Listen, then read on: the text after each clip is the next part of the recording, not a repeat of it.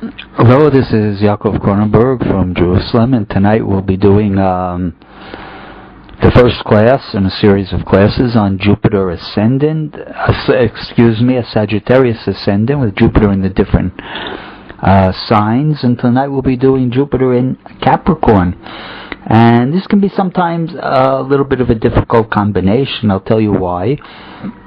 Because first of all, Jupiter falls in the second house, which is unconnected to the ascendant. And second more, Jupiter is in fall in Capricorn. It doesn't work so well together with Capricorn. Although I can show you many famous people who have this position, and it came out sort of fortunate for them. But it can make problems. Tonight I'm going to show you somebody who really had a lot of problems with this position. But you'll see why, because he had a lot of bad aspects to the Jupiter. But in any case, what's the problem? Why is Jupiter in fall in Capricorn? Because Jupiter is the planet of expansion, and Capricorn is the sign of contraction. So Jupiter sort of just can't get itself going. It wants to expand, and Capricorn sort of doesn't let it. And on the other hand, Capricorn suffers because Jupiter is always trying to push it to expand, and so it's considered somewhat of a difficult combination. Person with Jupiter in Capricorn can be somewhat have a problem between idealism and rationalism. In other words, the Capricorn will always do things according to what's good for him. That's the Capricornian type of person, right? He's the real politics, and he always asks, he wants to survive, and he'll do things, he'll sort of numb his idealism in order to get ahead in the world. Well, the Jupiter Sagittarian type, the Sagittarius type, is willing to suffer for their beliefs. Their beliefs are more important than what happens to them sometimes. And so the Sagittarian will go all the way for something, while the Capricorn won't. And so there's a lot of times problems like that in the chart. I'm going to do somebody's chart tonight because I want to illustrate it's a good chart. I have charts that are a lot better in this combination. Like I have a chart of Nobel Prize winner Linus Pauling, very famous scientist, who had this combination. But I want to do somebody who had a difficult combination because, not difficult, but I want to do his chart because it illustrates two major points that I want to make here. One is that we're going to learn from his chart, and the chart tonight is going to be a guy by the name of Lenny Bruce. He was born Leonard Schneider, a nice Jewish name. He came from a Jewish family in New York, and he became a comic, a comedian. He was really a satirist. He had a world view, like the true Sagittarian, and he was always, trying to espouse his beliefs and make fun of other people's beliefs, and he would do that through the art of comedy. He was a stand-up comic, but he got himself in a lot of trouble in his lifetime. Especially he was ahead of his time. He was very obscene. He was one of the first people who, used very bad language in their routines, and he eventually went on trial for obscenity and got convicted. And so one of the things I want to show you is that, he in his chart, he's got that Jupiter in fall in the second house. So you have to understand that the second house, each house rules a different part of the body. And they can learn a lot from the what parts of the body each sign rules.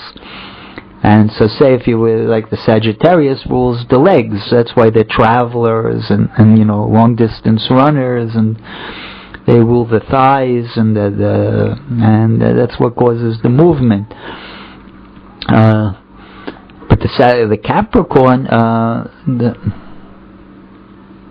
the second house is say ruled by Taurus. in Adam Rishon's chart, right? The ideal second house is see the first house in the ideal chart of Adam Rishon. The first house will be Aries, which rules the head, right? Because the head is what tells the body what to do. The head is the command center. That's why the ascendant is so important, because everything goes after the head. And the second house rules the neck, right? And the neck is connected to that area where there's speech and communication, right? Especially the speech. So a bad second house can indicate a person is a bad speaker. He has speech problems, or like in this case, he had a tendency to use 4-letter words and very bad language. He tried to shock people with his language and things like that.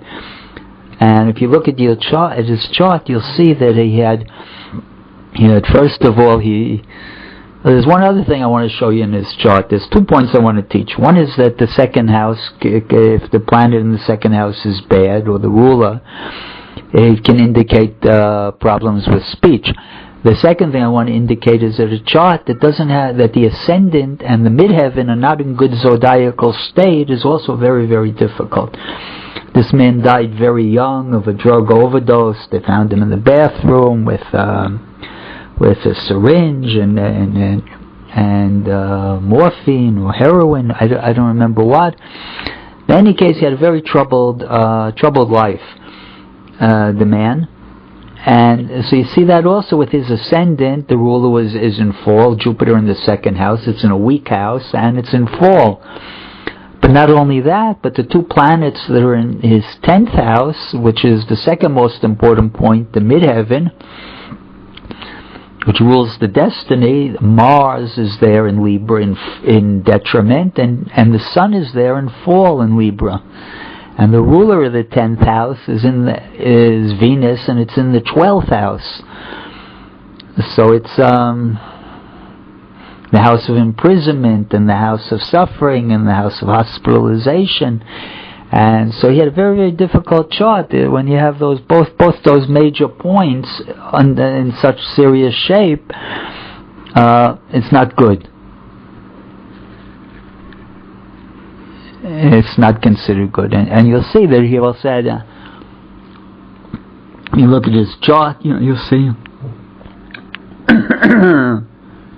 that the Jupiter, which rules this, which is in the second house, so he's not really in the second house. It falls in the end of his first house, but by sign it's in the second house from the ascendant. If Sagittarius is the first house, then Capricorn is the second house. So it has second house energy. And Pluto is exactly opposite the Jupiter, right? Which is, Pluto is a higher octave of Mars, and Mars itself is not in very good shape. Mars is in detriment, and Mars is you'll see Mars is square the Jupiter, and Mars is square the Pluto. And so you have both Martian signs and the Pluto is exactly opposite Jupiter. So you have the 2 Martian planets, Mars and its higher octave Pluto, giving squares to Jupiter. So it gave him a lot of, it made it bad language, the 2 Martian planets. And the Pluto opposite Jupiter made him, a fanatic. He tried to, his thing was he wanted to get people to think like him, and he was very, he wouldn't listen to other people. He was, what's the word,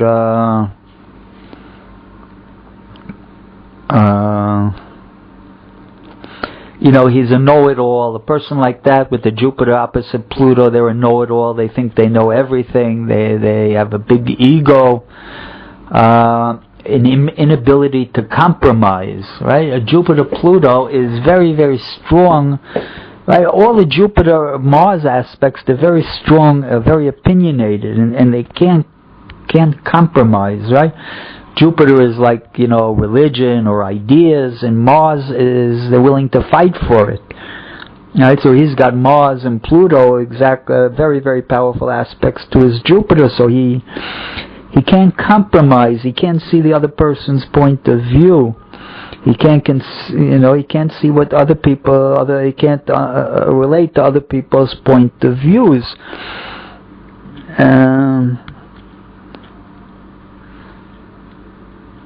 And so it's a very, very difficult combination here.